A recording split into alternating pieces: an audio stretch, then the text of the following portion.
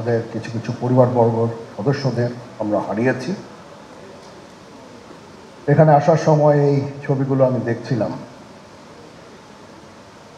এই ছবিগুলো আপনারা অনেকে ছবিতে দেখেছেন, কিন্তু এগুলো আমার সব চাক্ষুষ দেখা। আমি একটা চাক্ষুষ সাক্ষী এই সমস্ত বর্বরতার। একটা জিনিস আমাদের সবসময় মনে রাখতে হবে, এই বর্বরতা কোনো সেনা সদস্য করেনি, সম্পূর্ণটাই তদানীন্তন বিজিবির সদস্য দ্বারা সংঘটিত। Full stop. এখানে কোনো ইফ এবং বাট নাই। এখানে যদি ইফ এবং বাট আনেন, এই যে বিচারিক কার্যক্রম এতদিন ধরে হয়েছে, 16 বছর ধরে 17 বছর ধরে যারা জেলে আছে, যারা কনভিক্টেড, সেই বিচারিক প্রক্রিয়া ব্যাহত হবে। এই জিনিসটা আমাদের খুব পরিষ্কার করে মনে রাখার প্রয়োজন। এই বিচারিক প্রক্রিয়াকে নষ্ট করবেন না। যে সমস্ত সদস্য শাস্তি পেয়েছে তারা শাস্তি পাওয়ার যোগ্য।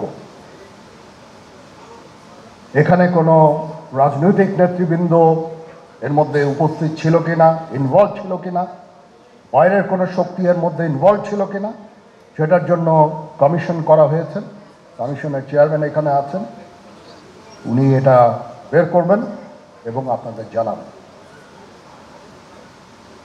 বটম লাইন হচ্ছে যে এই সমস্ত আমাদের এই চৌকস সেনার সদস্য যারা প্রাণ হারিয়েছেন, তারা প্রাণ হারিয়েছেন তদানীন্তন বিডিআর সদস্যদের গুলিতে। আমরা নিজেরা এই সমস্ত জিনিস নিয়ে অনেক ভিন্ন মত পোষণ করছি। কেউ কেউ এই জিনিসটাকে ভিন্ন খাতে প্রবাহিত করার চেষ্টা করছি। সেটা আমাদের জন্য মঙ্গলজনক হবে না। আজকে যদি আমার যে উপদেশ আমি কিছু দিয়ে যাব, সেটা যদি আপনারা গ্রহণ করেন, আপনারা লাভবান হবেন, আমি এটা আপনাদের নিশ্চিত করছি। আমরা নিজেরা ভেদাভেদ সৃষ্টি না করি, আমরা নিজেরা ইউনাইটেড থাকি। আমাদের মধ্যে যদি কোনো সমস্যা থেকে থাকে, কোনো ব্যত্যয় থেকে থাকে, কোনো গ্রিভান্সেস থেকে থাকে, সেটা আমরা আলোচনার মাধ্যমে সমাধান করব। এটার জন্য ডানে বায়ে দৌড়িয়ে কোনো লাভ হবে না, নিজের ক্ষতি ছাড়া কোনো লাভ হবে না। আমি আপনাদের এই জিনিসটা নিশ্চিত করে দিচ্ছি। কিছু কিছু সদস্যদের দাবি যে তারা 2009 সাল থেকে আজ পর্যন্ত বিভিন্ন শাস্তি পেয়েছেন। কেউ কেউ দায়ী করছেন যে তারা অযাচিতভাবে শাস্তি পেয়েছেন। এটার জন্য আমি একটা বোর্ড করে দিয়েছি, একজন লেফটেন্যান্ট জেনারেল সেই বোর্ডের সদস্য।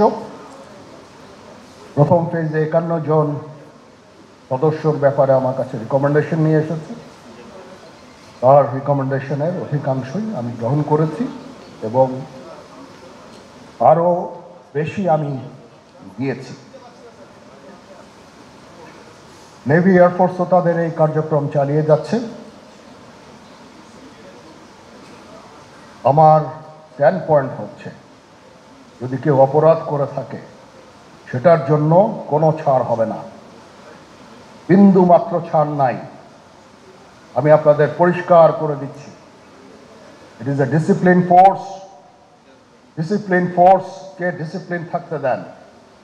আজকে এই যে দেশের ক্রান্তি লগ্নে সমস্ত বাহিনী, সমস্ত অর্গানাইজেশন বিপর্যস্ত হয়ে পড়েছে। খালি সেনাবাহিনী টিকে আছে, বিমান বাহিনী টিকে আছে, নৌবাহিনী টিকে আছে। কেন? Because of discipline. তারপরে আমি আমার অফিসারকে আদেশ দিয়েছি, যদি সামান্যতম কোনো সন্দেহের অবকাশ থাকে, কোনো কারোর বিরুদ্ধে যেই অ্যাকশন নেওয়া হয়েছে, অপরাধী কিনা যদি সামান্য কোনো সন্দেহের অবকাশ থাকে, সেটা তাদের ফেভারে যাবে। এটা হচ্ছে আমার ঢালাও নির্দেশ। সেই হিসাবে বিভিন্ন প্রস্তাব আমার কাছে এসেছে। কোনো কোনো প্রস্তাবে আমি আরও আমার নিজে থেকে যোগ করে আরও বেশি আমি দিয়েছি। এভাবে পর্যায়ক্রমে অফিসাররা অ্যাপিয়ার করবে, আসবে, এবং তাদের এই জিনিসগুলো আমরা দেখব। দেখে যদি মনে হয় যে তাদেরকে করার অবকাশ আছে কিছু, অবশ্যই আমরা করব। এটা ন্যায় নীতিতে আমরা প্রতিষ্ঠিত থাকবো ইনশাআল্লাহ।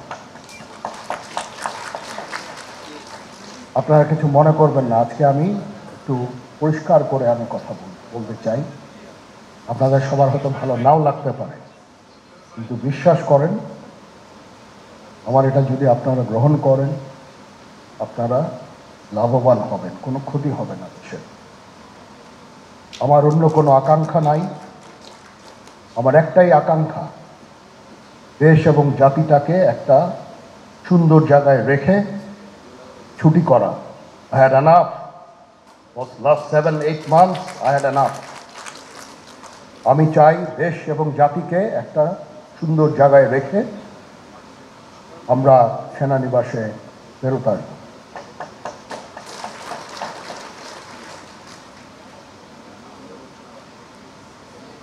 আরেকটা জরুরি বিষয় যেটা আমি ভাবলাম যে আপনাদের সাথে আমি শেয়ার করি, দেশের এই আইন শৃঙ্খলা পরিস্থিতি খারাপের পিছনে কিছু কারণ আছে।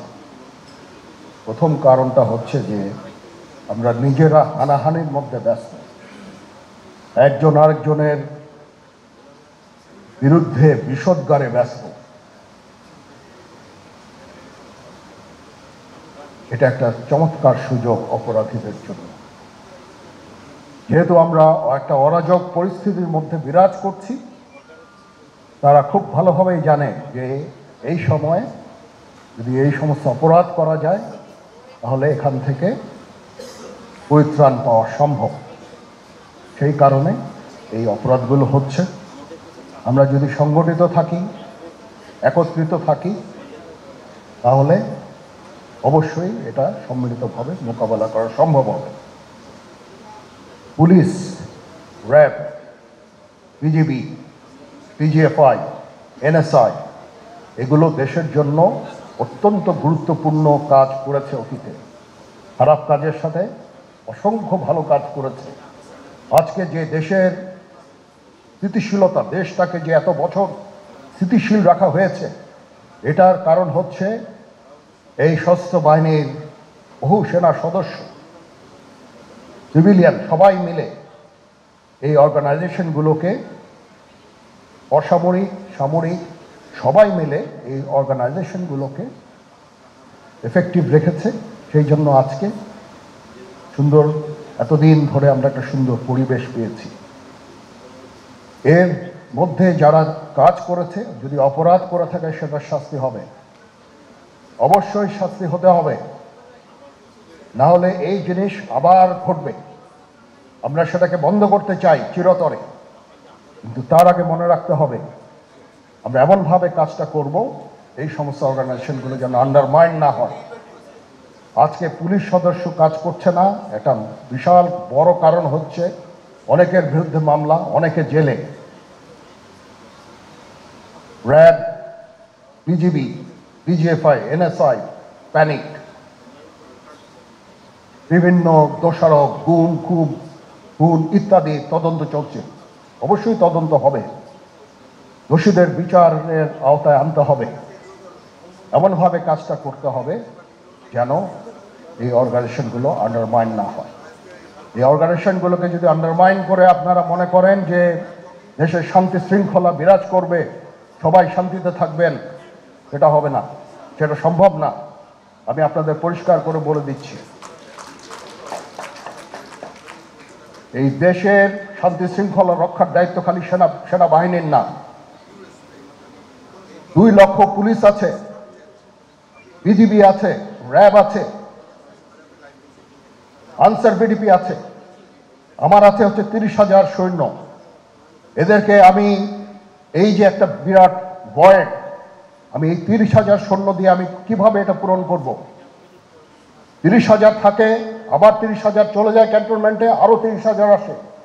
এটা দিয়ে আমরা দিন রাত আমরা চেষ্টা করে যাচ্ছি। এখানে যে সমস্ত উচ্ছৃঙ্খল কাজ হয়েছে সেটা আমাদের নিজস্ব তৈরি। এটা আমাদের নিজস্ব ম্যানুফ্যাকচার, আমরা নিজস্ব এইগুলো তৈরি করেছি। এই বিপরীতমুখী কাজ করলে দেশে কখনো শান্তি শৃঙ্খলা আসবে না, এই জিনিসটা আপনাদের মনে রাখতে হবে। তদন্ত কমিশন হচ্ছে আবার একটা, আমাদের সর্বদা আমরা চেষ্টা করব তদন্ত কমিশনকে সহায়তা করতে, যে ধরনের সাহায্য সহযোগিতার প্রয়োজন হয় আমরা করব। আমরা দেশে একটা ফ্রি ফেয়ার অ্যান্ড ইনক্লুসিভ একটা ইলেকশনের জন্য দিকে ধাবিত হচ্ছে, এবং তার আগে যে সমস্ত সংস্কার করা প্রয়োজন অবশ্যই সরকার সেদিকে হেল্প করবেন। আমি যতবারই ডক্টর ইউনূসের সাথে কথা বলেছি, he completely agrees with me. There should be free, fair and inclusive election, and that election should be within December or close to that, যেটা আমি এর প্রথমেই বলেছিলাম যে 18 মাসের মধ্যে একটা ইলেকশন। আমার মনে হয় যে সরকার সেদিকেই ধাবিত হচ্ছে। ডক্টর ইউনূস যথাসাধ্য চেষ্টা করে যাচ্ছেন এই দেশটাকে ইউনাইটেড রাখতে, কাজ করে যাচ্ছেন উনি। ওনাকে আমাদের সাহায্য করতে হবে, উনি যেন সফল হতে পারেন সেদিকে আমরা সবাই চেষ্টা করব। আমরা একসাথে ইনশাআল্লাহ কাজ করে যাব। আজকে রাওয়ার চেয়ারম্যান মহোদয় আমাকে এখানে দাওয়াত দিয়েছেন। উনি চেয়ারম্যান হওয়ার পরে এটা দ্বিতীয়বার আমি এসেছি। ওনার কাছে আমি কৃতজ্ঞ যে উনি আমাদেরকে আলাদাভাবে, বা রাওয়া আমাদেরকে আলাদাভাবে দেখছে না। সার্ভিং অ্যান্ড রিটায়ার্ড, আমি তো বলেছি প্রথমেই যে there should not any difference. আমি সেনা প্রধান হিসাবে সার্ভিংদের প্রতি আমার যেই দায়িত্ব, রিটায়ার্ডদের প্রতি এই দায়িত্বের একই দায়িত্ব, সামান্যতম কম বেশি না। সেই চেষ্টা আমি করে যাচ্ছি আমাদের লিমিটেড রিসোর্সের মধ্যে। আমরা হেলথ কেয়ারের উপরে বেশ কিছু কাজ করছি, নিজস্ব কিছু মেডিকেল হসপিটাল করার চেষ্টা করছি, ক্লিনিক করার চেষ্টা করছি, এবং আপনারা আস্তে আস্তে এগুলোর ফল ইনশাল্লাহ পাবেন। আসেন আমরা নিজেদের মধ্যে মারামারি কাটাকাটি না করে আমরা ইউনাইট আওয়ারসেলস, দেশ জাতি যেন একসাথে থাকতে পারি সেদিকে আমাদের কাজ করতে হবে। আমাদের মধ্যে মতের বিরোধ থাকতে পারে, চিন্তা চেতনার বিরোধ থাকতে পারে, কিন্তু দিন শেষে যেন আমরা সবাই দেশ এবং জাতির দিকে খেয়াল করে আমরা যেন এক থাকতে পারি। তাহলে এই দেশটা উন্নত হবে, এই দেশটা সঠিক পথে পরিচালিত হবে। না হলে আমরা আরো সমস্যার মধ্যে পড়তে যাব। বিশ্বাস করেন,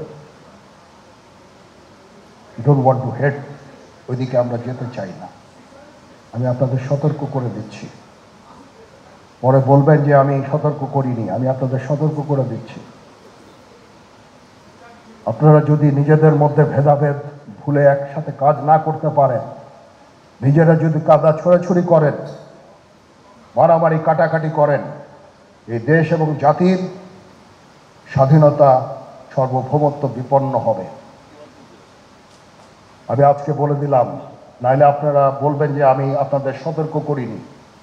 আমি সতর্ক করে দিচ্ছি আপনাদের। এই দেশ আমাদের সবার, আমরা সবাই সুখে শান্তিতে থাকতে চাই। আমরা চাই না হানাহানি, কাটাকাটি, মারামারি। সেই উদ্দেশ্যে আমি কাজ করে যাচ্ছি, আমরা কাজ করে যাচ্ছি। আমাদের সেনাবাহিনীর প্রতি আক্রমণ করেন না। একটা কমন জিনিস আমি দেখতে পাচ্ছি, সেনাবাহিনী এবং সেনা প্রধানের প্রতি বিদ্বেষ কারো কারো, কি কারণে আজ পর্যন্ত আমি এটা খুঁজে পাইনি। আমরা হচ্ছে একমাত্র ফোর্স যেটা আপনাদের জন্য কাজ করে যাচ্ছি, দাঁড়িয়ে আছি প্ল্যাটফর্মে। Of course navy and air force, navy chief আবার মন খারাপ করে করছে, navy air force all, we all আমাদেরকে সাহায্য করেন, আমাদেরকে আক্রমণ করেন না, আমাদেরকে অনুপ্রাণিত করেন, আমাদেরকে উপদেশ দেন। কোনো একটা সমস্যা হয়ে গেলে আমি জানুদ্দিন স্যারের স্বর্ণপন্ন হই, এবং উনি আমাকে উপদেশ দেন, সিনিয়র জেনারেলরা আমাকে উপদেশ দেন, আমি সবার কাছে স্বর্ণপন্ন হই।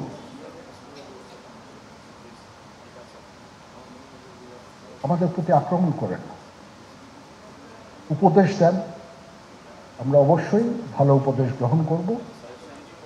আমরা একসাথে থাকতে চাই এবং দেশ এবং জাতিকে এগিয়ে নিয়ে যেতে চাই। সবাই ভালো থাকবেন। কর্নেল হকের প্রতি আন্তরিক কৃতজ্ঞতা। উনি আমাকে সুযোগ করে দিয়েছেন আজকে এখানে আপনাদের সাথে এসে কথা বলার জন্য। তো মন খুলেই কথা বললাম। এতদিন যে কথা মনের মধ্যে ছিল সবসময় প্রকাশ করতে পারি না, প্রকাশ করাও যায় না। আজকে প্রকাশ করে ফেললাম। আমি জানি না এখানে অনেক মিডিয়া আছে, মিডিয়া না থাকলেই মনে হয় ভালো হতো। সবার সামনে আমি আমার মনের কথাটা প্রকাশ করে ফেললাম। কাউকে যদি দুঃখ দিয়ে থাকি আমাকে ক্ষমা করবেন। চলেন, আসেন আমরা একসাথে কাজ করি, দেশ এবং জাতিকে একটা সুন্দর জায়গায় নিয়ে যাই। এখানেই আমাদের ছেলেমেয়েরা বাস করবে। তাদের জন্য এমন কোনো স্থান আমরা রেখে না যাই যেখানে হানাহানি, কাটাকাটি, মারামারি হবে। আমাদের পরবর্তী প্রজন্ম এই দেশে তাহলে থাকতে পারবে না। সবাই ভালো থাকবেন। আল্লাহ হাফেজ। আপনারা সবাই দাঁড়িয়ে একটু বক্তব্যের একটু